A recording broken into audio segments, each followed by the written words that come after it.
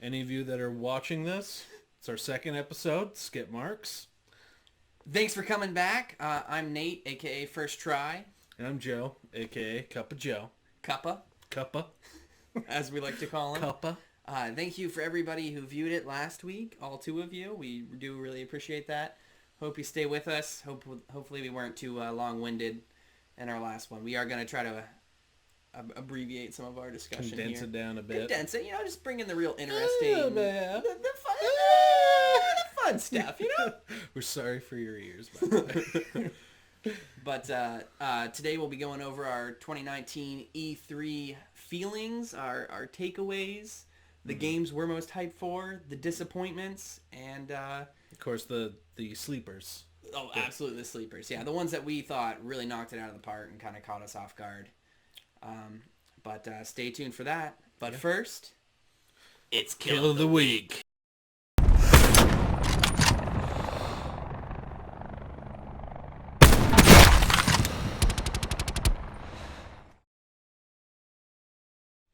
Okay. Let's get right into it. Let's go ahead. We'll start with maybe a game from the Xbox conference if you want to. It doesn't have to be, but a game that you really thought knocked it out of the park for E3 2019. For E3, okay. We've talked about this several times, just like it was actually like 5 minutes ago. Cyberpunk 2077. Okay. Knocked it out of the park. Yeah, it was an incredible reveal. That teaser where all of a sudden you just saw your boy Keanu Reeves. Yeah, my boy. Your boy. I know him personally. Just kneel down and just in a complete Keanu thing say, "I know Kung Fu." That's not what he said. Okay. Is that not what he said in the trailer? No, it's not at all. Remember you fell asleep during that part. Okay, cool. Yeah, it was late, okay? It was late. 4:30 p.m. is late. Yeah. Eastern, by the way. Cyberpunk, really cool. Really happy with the reveal of it. Or not even a reveal. This was just more of a cherry on top than anything else. All we were getting was like people saying, "Oh, Cyberpunk's this. Oh, it's gonna be that. Oh, it's gonna be this," and we just got little snippets of stuff.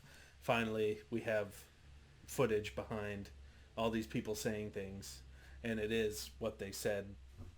Yeah, we got that 45-minute gameplay, which honestly teased us more than anything else. You saw like the shooting through walls, all the enhancements that you could get. You did see that it's going to be a fairly graphic game. Very graphic, yeah. Very violent. But this teaser really, once again, just hammers home. They know what their tone is. They know the audience they're going after. And I think the game we keep comparing it to is like, hey, if you made a AAA, and this is very unfair to this game, but if you made a AAA version of this particular game, that's what this feels like. Yeah. And it's Deus Ex. Yeah.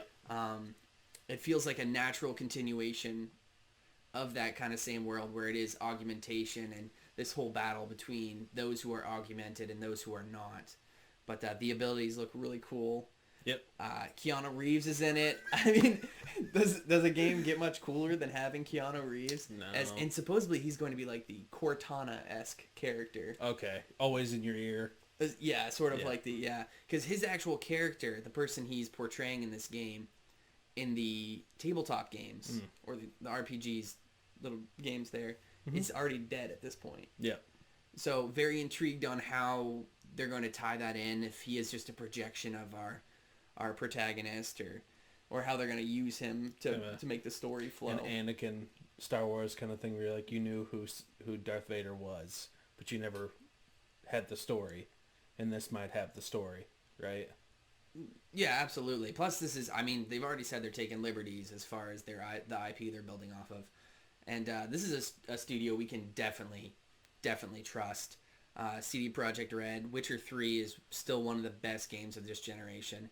And they also announced that for Switch, which you think we're going to double back in on Switch, or? No. No? It's only like 200 hours worth of gameplay. Yeah, totally. Because I want to do that all over again and then do it on the Xbox. I still haven't played the DLC. No. But I only know one person that has finished it all the way because he muscled through it so hard. Because he had like 4 days off. That was our buddy Sam. Yeah, Sam not only beat the entire game, he then replayed the entire game and then played all the DLC on top of it. But My big hype game, the one that I thought was really cool coming off of the Xbox conference, is Elden Ring, and that's the From Soft guys. Always soft, yes. Yeah, always soft, just like us. It's a problem, but they're teaming up with George R.R. Martin to put on this phenomenal looking game. It's supposed to be an open world RPG. You got that super vague trailer of just this person hammering on an anvil, Yep. and they're slowly cracking apart. But I think just in those few minutes that they showed off that trailer, it looks cool. It looks like they're doing something new. They said this one's much more open world. If you like any of their previous games, whether it be Bloodborne, any of the Dark Souls games, Demon Souls, if you're that big of a fan all the way back there. Sekiro is also same studio. But very cool combat. Never touched yet. We still haven't played Sekiro. Disappointing moment there. Yeah. But another game that has similar combat that I think was very hyped up for you personally, and you were already a fan going into E3, so this is not really a more hype from E3, but the new Star Wars game. Oh yeah, Fallen Order. Jedi Fallen Order. Dark Souls-like combat, same way. Looks like it's very strategic. It makes you feel like I'm just comparing like Force Unleashed, how you were so lightweight, just flying through the air, slicing people up. I feel like Force Unleashed had more of an arcadey feel to it, though. Yeah. You know what I mean? This one looks like it's very weighted. It looks like you have to anticipate what your enemy's going to do. You have to kind of build around this whole premise of parrying and using the Force abilities. In the preview, there's the perfect moment where he uses the Force to pull a stormtrooper into him after freezing one of the bolts. Blasts. One of the blasts. And then pulls the stormtrooper into the blast. To hit his own shot. Yeah. To kill him. It looks and I'm so like, good. Yeah, I mean, it looks like a phenomenal game. Take my money. That's what we did. We both took out our wallets and threw them at the TV and said, take our money. Yep. Looks like a great game. Like we said, I wouldn't say it increased our hype level just because we were already probably at a 10 out of 10. It's like cementing it in. It's just, I think you said I'm going to pre-order that. Yeah. As soon as it aired. And we are not big fans of pre-ordering games. No. We think you should wait for reviews, wait for people to, get some I don't like to jump in. Well, okay, I'd have to say I don't like to jump into games, but we did pre-order Anthem. And that's a good point right there. Anthem, we probably could have waited for. Yeah. We enjoyed the content that was there, but we have yet to go back to it. Unlike games like Division 2, which last night we dove right back into it. And we might dive right back into it again tonight. Oh, we're so. absolutely. I'm so pumped. It's going to happen. I love when Nate and I play games together because we feed off each other's humor. We have fun. We don't take it too seriously. But when it comes down to, I'd have to say, Battle Royales, there is that hardcore just, I want to win. I really want to win. Like, and I feel like I lose a little bit of the fun sometimes when we're playing. It's just like we're trying so hard to win that game. We'll say the competitive edge comes out on certain people. We won't name names. We won't point to anybody. We won't blame anybody. But somebody gets really into it and enjoys winning quite a bit more than just having fun. But I think a game that could toe that line between having a battle royale and also just kind of being goofy fun in it is Fallout 76. Yeah. They had just announced the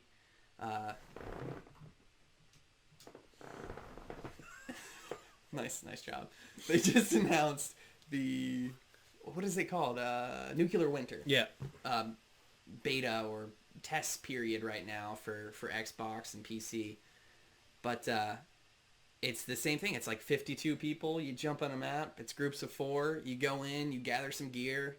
Fallout's not known for its great shooting mechanics other than VATS, which is a great system. But the first round I jumped in. I was just having fun with it. I was picking up weapons, kind of seeing what weapons do at different distances. When you hit a player, the number of damage pops up above his head. Just like Division would, or... Yeah, very similar to that. Like you're chewing away at their health. Mm-hmm. But jumped right in, got a minigun, got some power armor. Game was over. You know what I mean? We won. We obviously we were the overseers at the end of it, but we got the W. But yeah, no, I think that's a goofier game. And I think along with them announcing that talking NPCs are coming back, I really think that game's going to start picking up some more legs there, especially because you can pick it up. I believe it's on sale at Walmart right now for like $17. That's a good deal. It's not bad, and honestly, it's a very enjoyable game. And plus, at this point, if we can get as many people as as they used to have to support the game, they'll keep making games that people like. Absolutely, you want to keep funding Bethesda because one of our breakout sleeper hits of that conference came from Bethesda, and it was Deathloop. Deathloop. The CG trailer. So good. So the assassination back and forth. What I forgot about actually, because we have the gameplay going on in the background with the trailers. You have powers. The man has telekinesis. Oh, and if she can teleport. You watch it and it literally looks like, let's take Dishonored's combat system. Let's take it the way that Dishonored plays, all this player choice, and let's change it into a different setting. Let's give them a little bit something different, and then wrap it around this really cool core concept of being this assassin that's going after another assassin. And then the rumor is, and this has not been confirmed yet, but if you are killed by the other assassin, you then restart the day as the other person. Yeah. And if you kill the other assassin, you progress to like a different person. I think that is awesome. In and of itself is really cool. Yeah. Especially you take the intelligence and smarts of Arcane Studios, who have made some of the more replayable games in Dishonored and Prey, and you apply that to this concept of kind of it almost becomes, it sounds like it's becoming more of a roguelike in the aspect you can replay this game many different ways and many different abilities, and you'll still have a great time. Exactly. Just a segue into, because you said Prey, because I'm thinking about it right now, the Blair Witch game. Oh man, yeah. So that was definitely a hype moment for you. To reenact it, he goes, "Oh yeah, we're playing that," and I'm over here going, "No, we will not be playing that. I will not touch a controller while that is on a screen." I'll play it. I don't care. I just want us to be in the same room and play it because it looks very fun. You better get me a bucket and like 3 or 4 different pairs of Depends, because I'll tell you what, shit my pants, dude. My reaction to horror games is violent. Oh, it's just violent reaction. Just paint a picture right now. He got Prey. It was free to play. I think. It was the demo. It was the demo. He's just walking around. He's like, "Oh man, this thing mimics regular objects in the office," and I'm like, "Okay, how do you do it?" And he just goes, "You got to hit random objects and make sure it's not the thing, not the mimic." Yeah, the mimic. And of course, we're sitting there in the dark because Nate loves to keep the living room dark completely.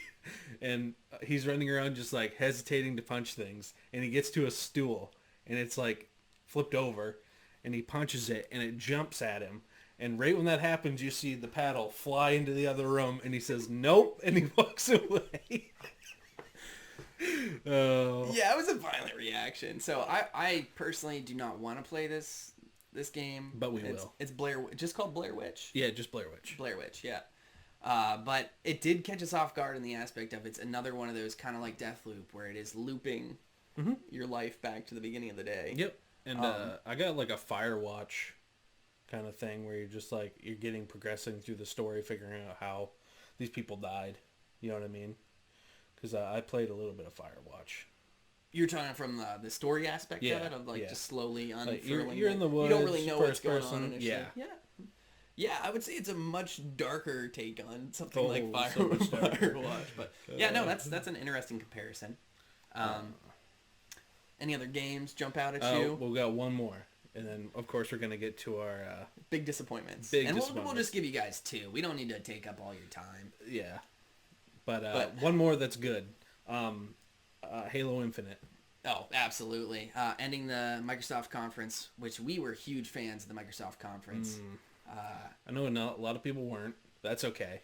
which is fine. Yeah. You know, not everybody has to have the same opinion, but we really thought they knocked it out of the park, teasing Scarlet, and honestly, one of the big things that we took away from it was that tease of Infinite as the next gen game, as the product that they're going to show off this next gen console. And it's going to come with the console. It's the why hasn't there always been a Halo at release for new console? Why not? That would be phenomenal, honestly. Yeah, it'd be great. Yeah, it looks great. The little teasers once again kind of setting this tone. Don't know why Master Chief was floating in space. No, on the tail end of it, of 5, if I'm not mistaken, you had taken Cortana, and you were jetting out of there. So I'm not sure how that happens, and it looks like he's floating over a damaged ring at the end there. Like the part of the ring has broken. And last year we got that teaser of him standing off to, and they said it's only a tone piece, so don't take it as actual gameplay.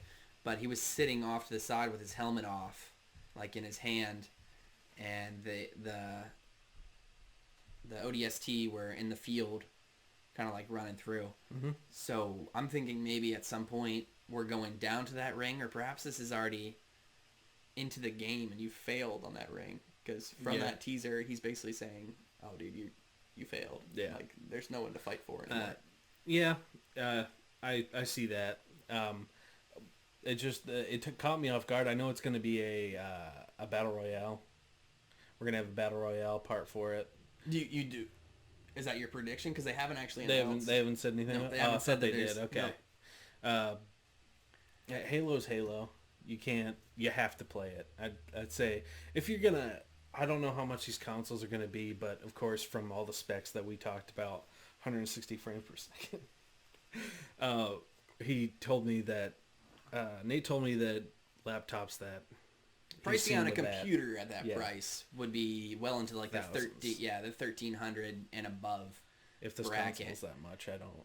And there was an interview, and an Xbox spokesperson came out and said, "We know what a reasonable price is," but I just hope they're not pulling up one of those. We know what a reasonable price is. $1,400. And it's a Sony moment where there's like 6,999. You know what I mean? Just an absurd amount of cash. But no, I think overall, Halo Infinite ending that conference and the Gears 5 gameplay, once again adding more to the Xbox. Setting that sweet tone. Yeah, 2020 is going to be the year of the Xbox announcement there. They're going to go all out next year, and they've set the stage beautifully. Okay. But let's get into the part that we don't want to talk about. The biggest disappointments. And I would say these are two of the games that we were coming into this conference saying, "Oh, they're surefire. They're going to knock it out of the park. They're IPs that we like." Exactly. Why wouldn't they knock it out of the park? Exactly. There's nothing here that should raise any red flags. And we'll start with Watch Dogs Legion. Yeah. Let me tell you why I don't like it. I'll just tell you why. At first I was like, okay, this looks really cool. You're a part of this legion that is trying to fight against people that are taking over London. I don't know if they're taking over the whole world, but it looks like London's being taken over. Because I think there's a skyline you see, Big Ben. I think that's what they're pointing at. I think the words were London's been taken over by this, once again, just surveillance heavy, authoritative power. And right when that guy put that skull mask on with the crown and just started beating the guy in the up armor, I was like, I don't know why I don't like this. It just doesn't. This is a franchise that has struggled with tone. Very. Yeah. Basically every release they've had. Going darker and darker. The first one, very dark, very grim, but they made it this open world game that you wanted to live in, but it was so grim to the point where you're like, I'm not super comfortable living in this world. I just want to jump from mission to mission. A lot of emphasis was put on the gunplay and taking out these hideouts. And I really thought they kind of corrected course going into Watch Dogs 2, where it was colorful. It was more fun. It was like this little more lighthearted, trailer-loving guy that felt like he cared about the people he was helping. So to see the tonal shift back towards darkness. It's like a halfway point between the two, where it's like it looks kind of like it's taking itself not too seriously. We have that retired assassin that's now a librarian, and she's an old lady, and she's like hunching through, and takes 5 minutes to get over a railing. and she's doing like the animation for the parkour, and she's just like doing the slow twirl over. Like funny, interesting, but then she pulls out a gun and points a guy like right to his head, point blank, shoots him. I'm like, what? I guess I'm not entirely sure what they're going for at that point. I mean, again, we saw it was mostly gameplay. It wasn't an actual trailer, right? There was a trailer and it was gameplay, and in the trailer they repeated stuff that they had said in the gameplay. Yeah. So it just looked like they were trying to expand as much as possible on that particular thing. So yeah, we thought that was a huge misstep, and maybe we'll see some stuff coming out of it where it will be interesting. It just looks like they got so wrapped up in this idea, this premise that you're recruiting new people, that they kind of lost the, I don't want to say story chops, but they lost the atmosphere and the fun, playful tone within that. I do like that they're saying it's player choice. You can build whatever kind of resistance that you want, and that's an interesting idea. But tonally, we definitely thought it fell pretty flat, and as far as the reveal of it. Well, let's talk about the other one that fell completely flat for me. Do you wanna slide the other Ubisoft game in just beforehand? Yeah, Breakpoint, how it didn't. Yeah. All right. It's a quick one. Yeah, Ghost Recon. This isn't really a disappointment of the show. More than anything, it's a personal disappointment for us. But Ghost Recon Breakpoint. A tiny little cinematic teaser again where it's John Bernthal coming out with a dog, just talking basically about what we've already seen, and just trying to push home that he is the villain. He doesn't feel like the villain. His character doesn't feel like the villain. E3 is the biggest stage of the video game world. This is as big as it gets. And I felt like they should have brought a little something new. And from all accounts, behind closed doors, people are really enjoying this game. Like the alpha build, I guess, is phenomenal.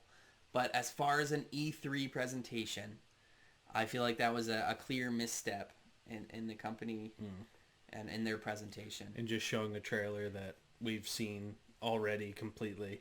Exactly. And just telling us, go sign up at, what is it?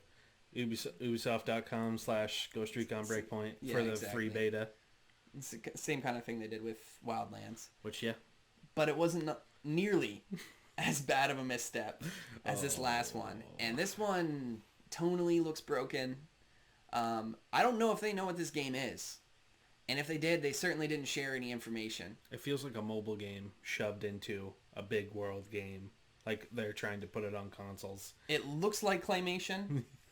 It looks like the character design is supposed to be reminiscent. Looks like a 10-year-old approved movies. Everything. He's just like, but it's like, good. We're going to put it in a realm where people will recognize these characters, but also something new and different. It's very uncanny valley. Yeah. And I will say voice acting sounds pretty decent.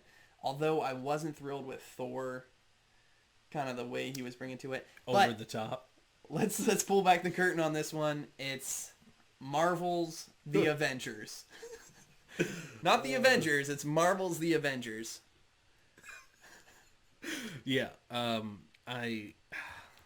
We waited through a long conference of remasters. I had to watch so much remastered Final Fantasy, I just got bored and walked away until I heard something for Marvel Avengers pop on the screen.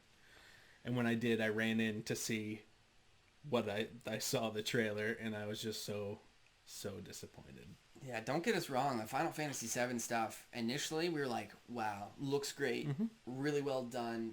Very cool looking. But, man, that reveal was so bad. The story looks exactly like the reboot of the animated series that they brought to TV. And I feel that's what they gave the direction for the voice actors. Be over the top. That's what it feels like. Be for kids. I will say, Iron Man, I think it's Nolan North. We never actually looked. It is Nolan North? It is. Okay. Awesome. Yeah, great. Sounds awesome. It's weird not seeing Robert Downey Jr.'s face, but I will say I did like the way he presented himself. Unlike Thor. Thor was such a goofy He literally took that I'm a god aspect and just pushed it right, just overflowing with it. It reminds me a lot of the Dark World from the movies, like where Thor totally was in this really weird spot After where he was everything still he trying says to is, be. I am mighty. It's like, okay, dude, we get it. Yeah. You're a god. Message received. Hulk looked cool. The character animations just looked chunky. I'm not even sure why. In the era of games that we have right now and how everything can look so realistic, like hyper realistic, and just feel like you're watching a movie that's been filmed on a lot. Seeing this is like, oh, Disney XD is coming out with something new for kids. It's very jarring, and Yeah. I do think some of that is you're giving up fidelity because you're trying to hit so many different screens. I mean, you're trying to be on Xbox and all these various consoles, and they're saying the weirdest part was they didn't show us gameplay, but then start to talk about the core of how it's a game as a service game, and they're bringing other characters to it, but we don't know what that looks like because you didn't show us anything as far as how the game is played, and you went with this very tone-heavy piece, like once again, just cinematic tone-heavy piece that gives us an idea of story, but it looks more like a single-player story than what we've heard. E3, what was it? Square Enix did have a booth where they had people play 25 minutes behind, I think it was closed doors, and people are writing about it right now, how it played and all that, and there's some good stuff coming out of it, and there's also a lot of bad stuff coming out of like the reviews for gameplay, how linear it is. Just straight up, you have to fly this way, you can't fly other ways. And then the multiplayer aspect, within that, if it is so linear and you only play as this character, is the multiplayer a complete different suite? Is it part of this single story that you're going through, progressing through? Does it open up after this intro period? I assume this is early on in the game. I'm hoping this is the first thing, so it sets the tone to we're broken and we need to be fixed. But biggest disappointment of E3 2019... Marvel Avengers. Marvel Avengers. Sorry. Not sorry.